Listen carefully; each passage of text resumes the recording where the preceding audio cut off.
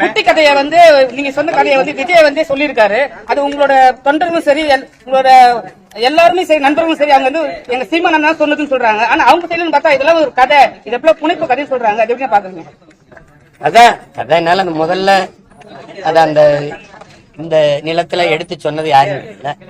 நானுதான் 2021 தேர்தலில் வாக்கு சேகரிக்கும் போது ஒரு நேர்மையாளன உண்மையான தேர்வு செய்யுங்கன்னு நான் இந்த கதையை சொல்றேன். அத தம்பி வந்து இன்னைக்கு அத நான் வந்து இந்த நாட்டின் இளவரசனை தேர்வு செய்யறதுக்காக சொன்னேன். அடுத்த மன்னனை அவரு தளபதினு மாத்திட்டு அதை சொல்றாரு. இதுல வருத்தம் இல்ல. அது இப்போ ஒன்றிலிருந்து ஒன்று கட்டுறதை நான் எங்கேயோ கட்டுறதை நான் சொல்றேன். அவர் இதை கட்டுறது அண்ணன்ட்ட கட்டுறது தம்பி இன்னொரு இடத்துல சொல்றாரு. அது தவறு ஒண்ணு. அனுபவத்துல சொல்லுங்க, மாநாட்டுக்கு கூடுற கூட்டம் எல்லாம் ஓட்டா வருமா? ஏன்னா சிரஞ்சீவி என்பது மாநாடு கூட்டினாரு, பெரிய இதோட லட்சக்கணக்காக தாவேகா மாநாட்டு கூட்டத்தை எங்க நினைக்கீங்க? அப்புறம் அவர் தெளிவா சொல்லிட்டாரு, எனக்கும் திமுக தான் போட்டி, மத்த யாருக்கு இல்லைன்னு உங்களை வந்து போட்டியில் சேர்க்க மாட்டேங்காரு. அது வந்து இப்போ போட்டின்னு நம்ம எல்லாரும் சொல்லலாம். இப்ப நானும் திமுகவும் போட்டின்னு சொல்லுவேன், அதிமுக எங்களுக்கும் திமுகவும் தான் போட்டின்னு சொல்லுது. தம்பியும் அதே கருத்தை சொல்றேன். ஒரு எளிய ஒரு கேள்விதான். ஒரு சித்தாந்தத்தை ஏற்கனவே முன்வைக்கப்பட்டு அது மக்களால் ஏற்கப்பட்டு சித்தாந்தமா ஏற்கப்பட்டுச்சா எப்படி ஏற்கப்பட்டுச்சுங்கிறது வேற. 60 ஆண்டுகளுக்கு மேல அதிகாரத்தில் இருக்கிற ஒரு சித்தாந்த கோட்பாடு திராவிடம் திமுக அப்படின்னு. அந்த சித்தாந்தத்தை அதை தாண்டி என்ன ஒரு சித்தாந்தம், அந்த கொள்கை கோட்பாடுகளை தாண்டி ஆக சிறந்த கொள்கை கோட்பாடுகளை வச்சுத்தான் அதை வீழ்த்த முடியுமே ஒழிய ஒரு சித்தாந்தத்தை ஒரு சினிமா வந்து வீழ்த்திட முடியும். உங்களுக்கு நான் சொல்றது, அவர்கள் திராவிடம் என்ற கோட்பாட்டை வைக்கிறாங்க, நாங்கள் அதெல்லாம் தமிழ் தேசியம் என்ற ஒரு மாற்று கோட்பாட்டை வைக்கிறோம். உங்களுக்கு எங்களுக்கு என்ன வேறுபாடுன்னு சொல்லுங்க. நீங்க வீழ்வது நாமாக இருந்தாலும் வாழ்வது தமிழாக இருக்கட்டும்னு சொன்னீங்க. ஆனால் இன்றைக்கு வீழ்வது தமிழாக இருக்கட்டும் இருந்தாலும் வாழ்வது நாமாக இருக்கட்டும்னு மாத்திட்டீங்க. எங்கும் தமிழ் எதிலும் தமிழ், நீங்க இப்ப எங்கேயும் இல்ல தமிழ்ங்கிற நிலைமைக்கு வந்துருச்சு. அதனால நாங்க அதை மாத்த நினைக்கிறோம். நம்ம ஒரு கோட்பாட்டை ஒன்னையும் மாத்திரம். என் தம்பியே பேசும்போது நான் முன்வைக்கிற கருத்துக்கு நீங்க வாக்கு செலுத்துங்கன்னு சொல்லல, என் முகத்துக்கு வாக்கு செலுத்துங்கிறப்ப மக்கள் செலுத்துவாங்க. இந்த முகம் இன்னைக்கு இருக்கிற மாதிரி 5 வருஷம் கழிச்சு இருக்காரு. விஜய் தான் சொன்னாங்க. புரியுதா உங்களுக்கு? அந்த முகத்துக்கு வாக்கு செலுத்துவாங்களா தமிழ் மக்களுக்கு? பின்னாடி பொறுத்து மதுரை மாநாட்டுல அங்க வந்து அம்பேத்கர், வேலுநாச்சியார், தந்தை பிள்ளை எல்லாருக்கும் இருந்தது. ஆனா மதுரைக்கு மிக முக்கியமான பசும்பொன் தேவருடைய எந்த கட்டமும் கிடையாது. விஜய் நிற்கும் வார்த்தை கூட எந்த இடத்துல. இதை எப்படி பாக்குறீங்க? மிக முக்கியமான மதுரையில பசும்பொன் தேவரையா தான்.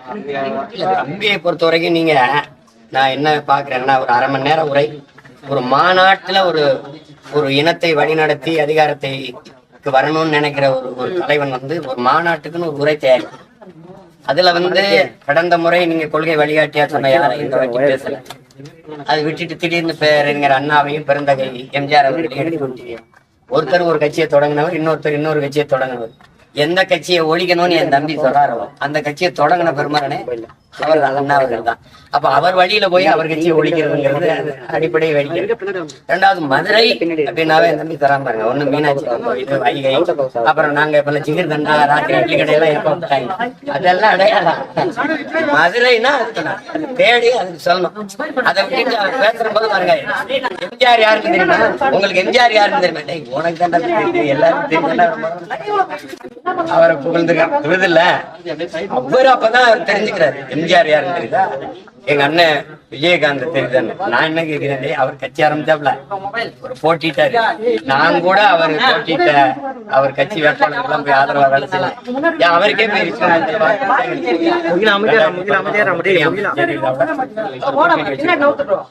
ஆனா நீ அவர் கட்சிக்கு அவரை போய் இன்னைக்கு முதல் மாநாட்டுல அவர் பேரை குறிப்பிட்டிருந்தீங்கன்னா மகிழ்ச்சி.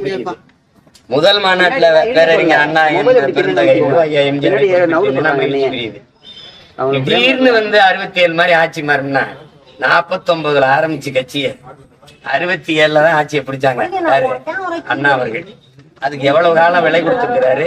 அதுக்கு முன்னாடி 2 முறை தேர்தல் வென்று தோற்று வந்து 22 விழுக்காடு வாக்க வச்சு மூதறிஞர் ராஜாஜி, கம்யூனிஸ்ட் கட்சி, அப்புறம் நம்முடைய தமிழர் தந்தை ஆட்சி, பார்வர்ட் பிளாக், இந்த கட்சிகள் இணைச்சிட்டு தான் இன்னும் வென்றாங்க. ஆண்ட சொல்லிட்ட மாதிரி அது கப்பல் மாறிடாது. நீங்களும் தனித்திருக்கீங்க, போட்டி எப்படி இருக்கும்? மாநாட்டோட கூட்டம் ஓட்டமா இருக்கும். மேடையில ஆட்சியில பங்குன்னு சொல்லியிருக்காரு. வருபவர்களுக்கு நாங்க வந்து நீங்க இந்த நாடு என் கனவுக்குள்ள ஒரு நாடு இருக்குல்ல, அந்த நாடு எப்படி இருக்குன்னு உங்களுக்கு காட்டு. நான் சொல்றது புரியுதுன்னு நினைக்கிறேன்.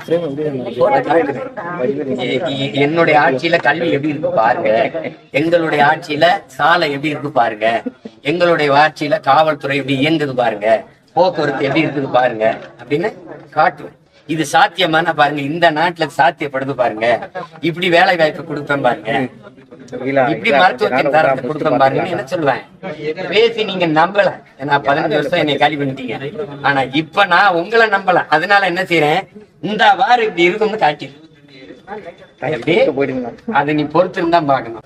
ஆனா தொண்டர்களை இழிவுபடுத்தல, தொண்டர்கள் ரசிகர்கள் இது கிரீஸ் தடவி அவங்க கேவலப்படுத்த ஒரு விஷயம் பண்ணிருக்காங்க. யாரும் கிட்ட நெருங்காதபடி அதை வந்து கேட்டு பாத்தீங்கன்னா நீங்களே வீடியோ பார்த்திருப்பீங்க. அணில் குஞ்சு விஷயத்தை ஒன்று பண்ணிருப்பாங்க.